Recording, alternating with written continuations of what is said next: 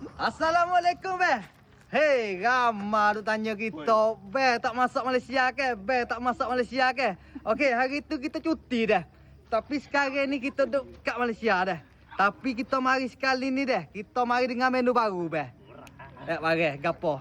Hati tengok mari. Masuk. Okey, ada dekat eh. Okey, mari kita. Okey. Kita mari kali ni mari dengan menu selera kampung. Iaitu ni dah. Ni ya. Ikan singa. Ikan singa.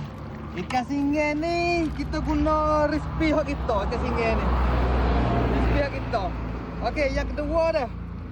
Yang ni susah sikit hari ni. Tapi orang lama-lama tahu dah. Yang ni ikan rupu goreng.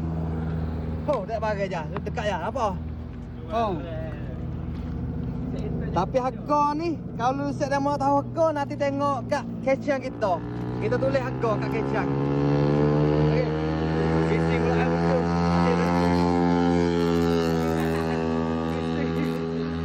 Yang mana-mana nak makan menu ni dah.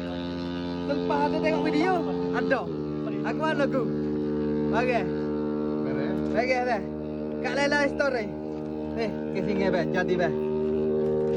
Kita buat resipi kita. Ke sini ikan rebus goreng, lepas tu lain lagi sayur-sayur ni. Sayur budu. Oh, bagai be. Bagai.